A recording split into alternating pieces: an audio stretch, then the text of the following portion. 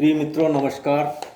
मैं ओपी शर्मा ज्योतिषाचार्य नई विद्या ज्योतिष परामर्श केंद्र में आपका हार्दिक स्वागत करता हूं। मित्रों, ज्योतिष ज्ञान के इस कार्यक्रम में आज मैं कुंडली का विश्लेषण आपके समक्ष प्रस्तुत करना चाहता हूं। मेरे परिवार के सदस्य कहो या परिचित कहो, उसकी एक कुंडली मेरे पास विश्लेषण के लिए आई थी। मैंने उसका विश्लेषण किया था।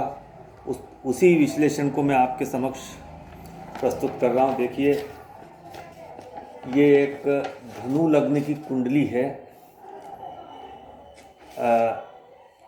और इसकी मिथुन राशि है।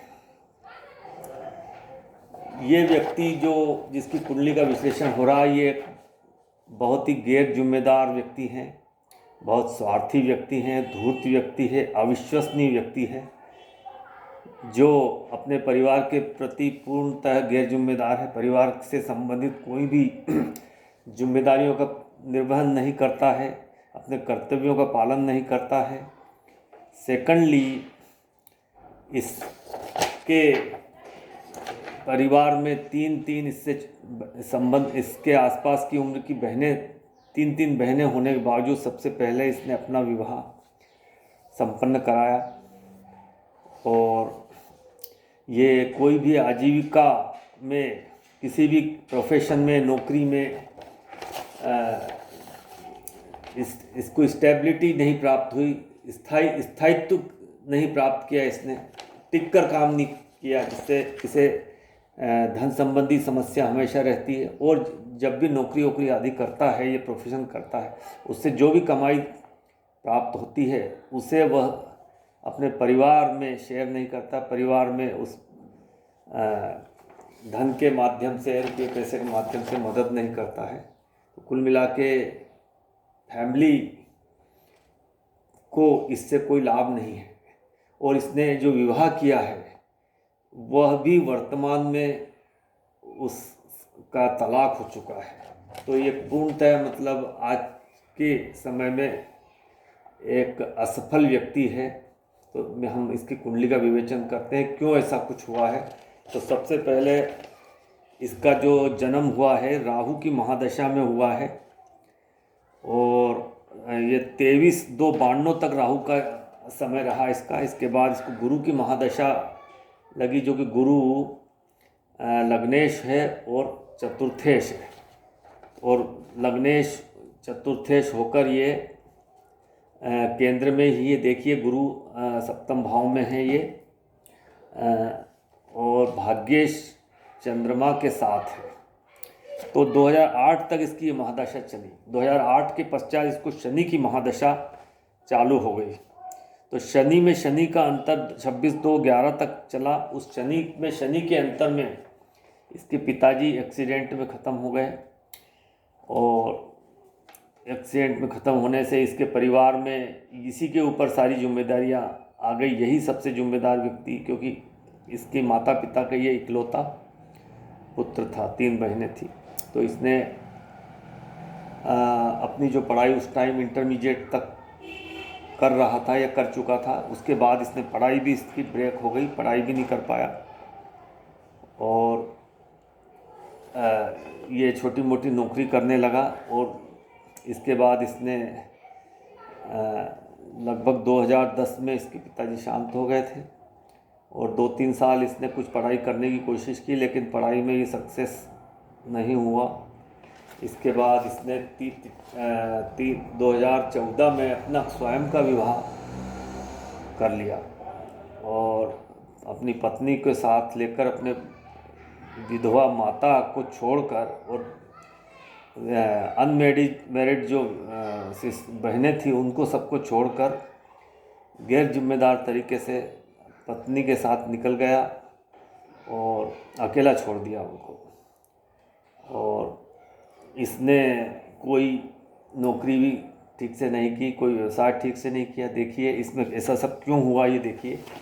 तो शनि की महादशा में ये पूरा समय शनि का चला। शनि में शनि, अब शनि लग्न में बैठा हुआ है।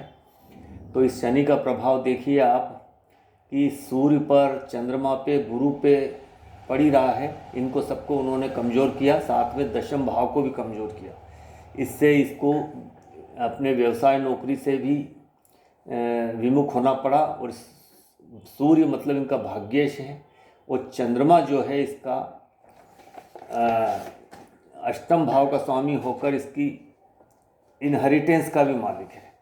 तो इनहेरिटेंस भी इसमें भी जो भी संपत्ति इसके पास थी उन्होंने धीरे धीरे करके उसको बेच दी। और इसका भाग्य भी इसका कोई साथ नहीं दिया। इसका जो दशम भाव का स्वामी बुध है वो षष्ठम भाव के स्वामी शुक्र के साथ छठे भाव में बैठा हुआ है, और वो सूर्य से अस्त भी है। तो नौकरी चाकरी में इसको कोई स्थायित्व प्राप्त नहीं होगा। इसके बाद ये जो शनि है ये इसके विवाह भाव का मालिक भी है। विवाह के भाव के मालिक को देखिए ये प्रभावित कर रहा है, सप्तम पे सीधे दृष्टि पड़ रही है, और सप्तम में सूर्य और चंद्र बैठे हैं। तो सूर्य और चंद्र दोनों अमावस्या योग बना रहे हैं, तो उससे ये अमावस्या योग अच्छा नहीं होता है। और चंद्रमा को शनि की दृष्टि, एक तो चंद्रमा अस्त होगा, दूसरा शनि से दृष्ट होगा, साथ में मंगल की भी दृष्टि है इस पर। तो ये सब होने से इसकी इनहेरिटेंस भी समाप्त हो गया, ना के बराबर है आप।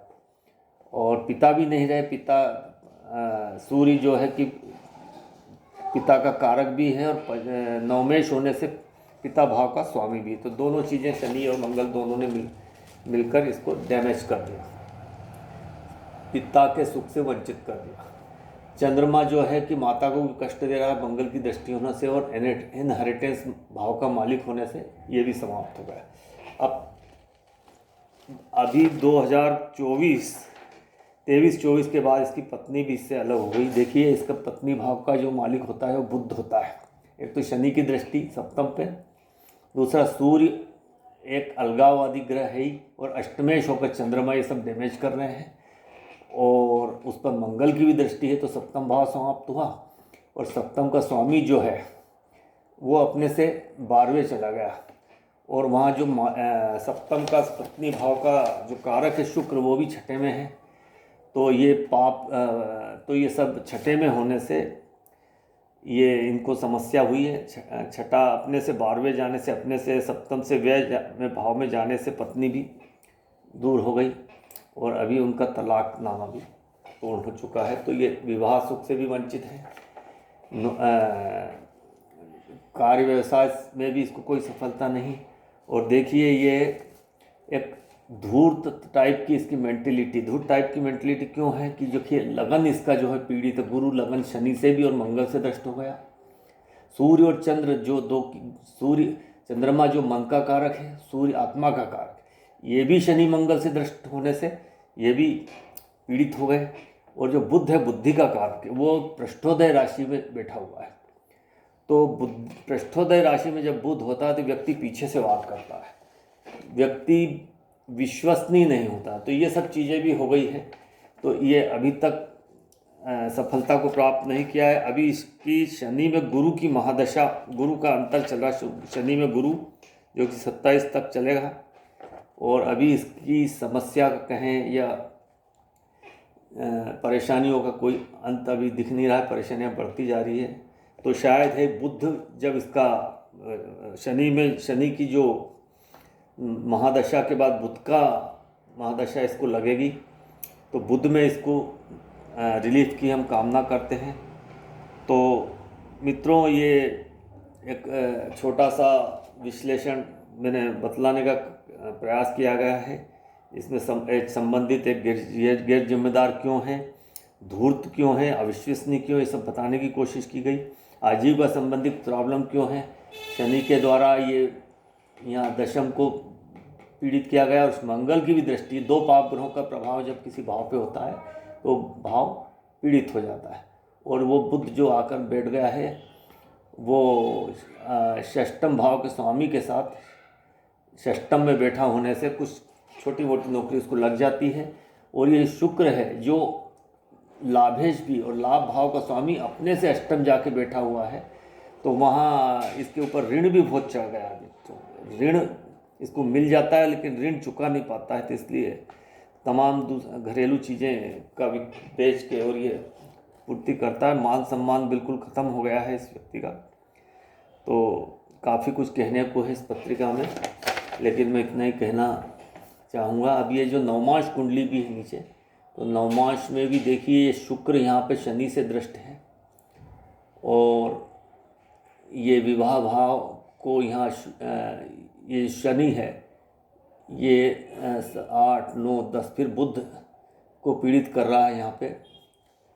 तो इसकी बुद्धि इसका साथ नहीं दे रही है, और शनि सूर्य जो है इसका अष्टम में बैठा है, और जो भाग्येश है नवमेश D9 का, वो अपने से 12वें अष्टम में जाके बैठा हुआ है। तो सब चीज़ें मतलब D9 में भी वो चीज़ दिख रही है। और गुरु जो कि ज्ञान का कारक है, बुद्धि का कारक है, विजडम का कारक है, वो राहु केतु एक्सिस में भी है। तो ये सब चीज़ें दिख रही है D9 में भी और D1 दोनों में, और महादशाओं के आधार पर मैंने प्रयास किया है इसका विश्लेषण करने का। मित्रों, आपने वीडियो पूरा देखा, इसके लिए मैं धन्यवाद देता हूँ। वीडियो यदि अच्छा लगता है, ये विश्लेषण थोड़ा ठीक लगता है, तो इसको लाइक कीजिए, चैनल को शेयर सब्सक्राइब कीजिए। वीडियो मित्रों, आपको बहुत बहुत धन्यवाद। नमस्कार।